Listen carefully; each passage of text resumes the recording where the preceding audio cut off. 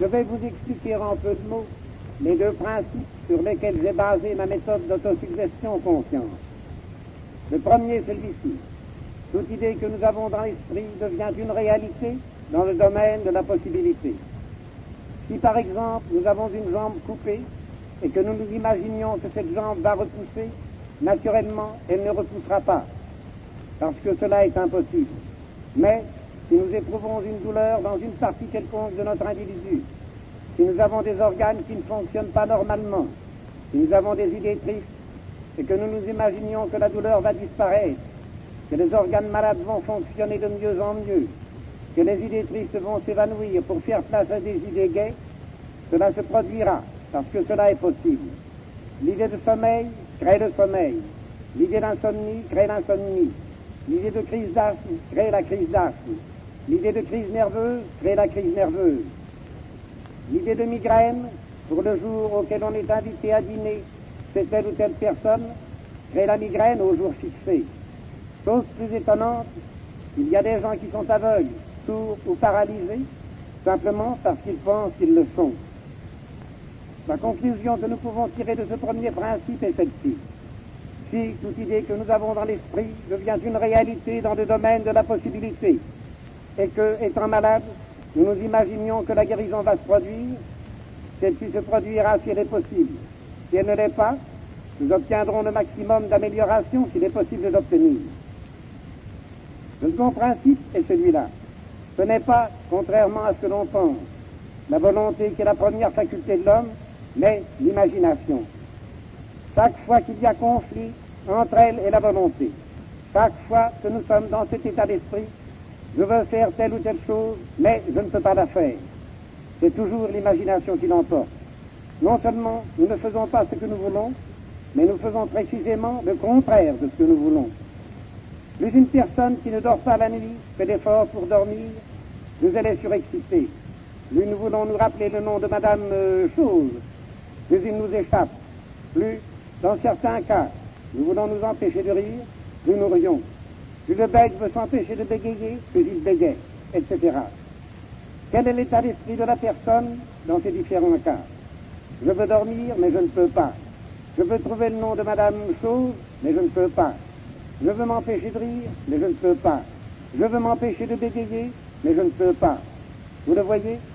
C'est toujours je ne peux pas, imagination, qui l'emporte sur je veux, volonté. C'est donc elle qui est la première faculté de l'homme, et non la seconde. La connaissance de ce fait est extrêmement importante, et si nous savons en profiter, nous pouvons, grâce à elle, devenir maîtres de nous-mêmes. C'est aussi grâce à elle que ma méthode donne souvent les meilleurs résultats, là où les autres méthodes ont échoué. Il faut que vous sachiez que nous avons en nous-mêmes deux êtres bien distincts. L'être conscient et volontaire que nous connaissons et que nous croyons être celui qui nous conduit. Derrière celui-ci, il y en a un second, l'être inconscient ou subconscient ou imaginatif. Nous n'y prenons pas attention et nous avons grand tort, car c'est précisément ce deuxième moi qui nous conduit physiquement et moralement. Nous avons tous un cœur, un estomac, des reins, un foie, etc. Aucun de nous n'a aucune action sur ces organes par sa volonté. Cependant, ils fonctionnent même pendant la nuit, alors que notre conscient est endormi. S'ils fonctionnent, ils le font sous l'influence d'une force qui est l'inconscient. Non seulement celui-ci préside aux fonctions de ces organes, mais il préside aussi à celles de tout notre corps et de notre être moral. Si c'est l'inconscient qui nous conduit, et que nous apprenions à le conduire, par lui, nous apprenons à nous conduire nous-mêmes, c'est mon rôle de vous montrer comment. Maintenant, je vous prie de fermer les yeux, d'écouter ce que je vais vous dire, et de rouvrir les yeux seulement quand je vous dirai de le faire. Fermez les yeux, et dites-vous bien que toutes mes paroles vont se fixer, se graver dans votre esprit, qu'elles y resteront toujours fixées, gravées, incrustées, et que vous-même et votre organisme y obéissiez. je vous dis que, à partir de maintenant, toutes les fonctions de votre corps vont se faire de mieux en mieux, principalement celles du tube digestif. 3 fois par jour donc, le matin, à midi et le soir, vous aurez faim et par conséquent vous mangerez avec plaisir sans toutefois trop manger. Mais vous aurez soin de bien mastiquer vos aliments. Dans ces conditions, la digestion s'accomplira facilement. La sensation de lourdeur, de gêne, de douleur même que vous pouviez ressentir va disparaître peu à peu, et si vous avez de l'entérite, vous constaterez que celle-ci diminue graduellement. Naturellement, la digestion s'effectuant bien, l'assimilation se fera de mieux en mieux, et par ce fait, vous deviendrez chaque jour de plus en plus fort et de plus en plus vigoureux. Et la sensation de fatigue et de faiblesse que vous pouviez ressentir va disparaître pour faire place à une sensation de force et de vigueur qui s'augmentera de jour en jour. De sorte que, si vous êtes un peu anémique, votre anémie va, elle aussi, disparaître, en entraînant avec elle le cortège d'ennui qu'elle traîne toujours à sa suite. Ce soir, demain soir et tous les soirs, aussitôt que vous désirerez vous endormir, vous vous endormirez. Et jusqu'au lendemain matin, jusqu'à l'heure que vous vous serez fixé vous-même pour votre réveil, vous dormirez d'un sommeil profond, calme, tranquille, exempt de cauchemar, au sortir duquel vous vous sentirez tout à fait frais, tout à fait dispos. De plus, la digestion, l'assimilation et le sommeil s'effectuant normalement. Si vous avez un peu de nervosité, celle-ci va diminuer peu à peu pour faire place à une sensation de calme, de très grand calme, qui vous rendra progressivement maître de vous-même, aussi bien au point de vue physique qu'au point de vue moral. Enfin et surtout, si jusqu'à présent vous avez éprouvé vis-à-vis de vous-même une certaine défiance, je vous dis qu'à partir de maintenant, cette défiance va diminuer graduellement pour faire place au contraire à une sensation de confiance en vous-même qui vous rendra capable de faire non seulement bien, mais même très bien, toutes les choses que vous désirez faire, à la condition toutefois qu'elles soient raisonnables. Donc, chaque fois que vous désirez faire une chose raisonnable, une chose qu'il est de votre devoir de faire, partez toujours de ce principe que cette chose est facile du moment qu'elle est possible. Et, dans ces conditions, cette chose vous devient facile, alors même qu'elle serait impossible pour une autre si vous l'aviez considérée comme telle. Par conséquent, que les mots difficiles, impossibles, je ne peux pas, c'est plus fort que moi, je ne peux pas m'empêcher d'eux, disparaissent complètement de votre vocabulaire. Ces mots-là ne sont pas français, vous m'entendez. Ces mots-là ne sont pas français, je vous le répète. Ce qui est français, c'est facile et je peux. Avec ces paroles, on a compris des prodiges. À ceux qui ressentent une douleur dans une partie quelconque du corps, dans le pied, le genou, le dos, le côté, n'importe où, je dis que, à partir de maintenant, la cause de cette douleur, qu'on appelle arthritis ou qu'on lui donne tout autre nom, va diminuer et disparaître peu à peu dans le domaine de la possibilité. Et naturellement, la cause disparaissant, les effets qu'elle détermine vont disparaître dans la même proportion. Et chaque fois que cette douleur reparaîtra, vous la ferez disparaître immédiatement en employant le procédé suivant.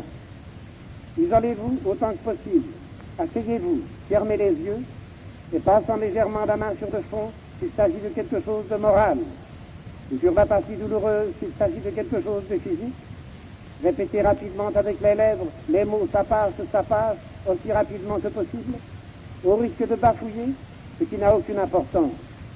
Le principal est de prononcer ces mots assez vite pour empêcher l'idée contraire de pénétrer dans votre esprit. Au bout de quelques secondes, la douleur aura disparu. Recommencez chaque fois qu'elle revient. Dans tous les cas, votre inconscient fera le nécessaire pour obtenir tout ce qu'il est possible d'obtenir. Je vous ai donné de bons conseils, j'ai fait ma part. C'est à vous maintenant de faire la vôtre, et c'est la plus importante. Aussi longtemps que vous vivrez, vous m'entendez bien.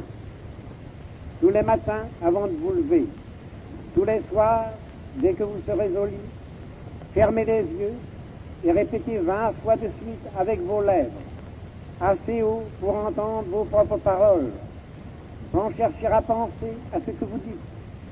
Si vous y pensez, c'est bien. Si vous ne pensez pas, c'est encore bien. Et comptant machinalement sur une petite ficelle munie de 20 nœuds, la phrase « Tous les jours, à tout point de vue, je vais de mieux en mieux ». Il y a dans cette phrase 5 mots importants. Ce sont les mots « à tout point de vue ». Ils s'adressent à tout, aux choses physiques, aussi bien qu'aux choses morales. Il est donc tout à fait inutile de se faire des autosuggestions particulières, puisque chacune d'elles se trouve contenue dans les mots « à tout point de vue ». Mais ce que je vous recommande particulièrement, c'est de faire cette suggestion d'une façon toute simple, toute enfantine, toute machinale, et surtout sans effort, comme cela. Tous les jours, à tout point de vue, je vais de mieux en mieux. Tous les jours, à tout point de vue, je vais de mieux en mieux. Tous les jours, à tout point de vue, je vais de mieux en mieux, etc. Comme si l'on récitait des litanies. Par la répétition, vous faites pénétrer mécaniquement dans votre inconscient par l'oreille la phrase qui est une idée. Tous les jours, à tout point de vue, je vais de mieux en mieux. Vous avez vu, par les exemples que je vous ai donnés, que lorsque nous avons une idée dans l'esprit, cette idée devient une réalité dans le domaine de la possibilité. Donc, si vous vous mettez bien dans l'esprit l'idée « tous les jours, à tout point de vue, je vais de mieux en mieux », tous les jours, à tout point de vue, vous allez de mieux en mieux. De plus, comme je l'ai déjà dit, chaque fois que dans le courant de la journée ou de la nuit, vous éprouverez un mal physique ou moral, affirmez-vous à vous-même que vous allez le faire disparaître. Alors, isolez-vous autant que possible, fermez les yeux, et vous passant la main sur le front pour un mal moral, sur la partie douloureuse, pour une douleur physique. Répétez extrêmement vite avec vos lèvres les mots « ça passe, etc. » aussi longtemps que cela est nécessaire. Avec un peu d'habitude, la douleur physique ou morale disparaît au bout de quelques secondes. Recommencez aussi souvent qu'il le faudra.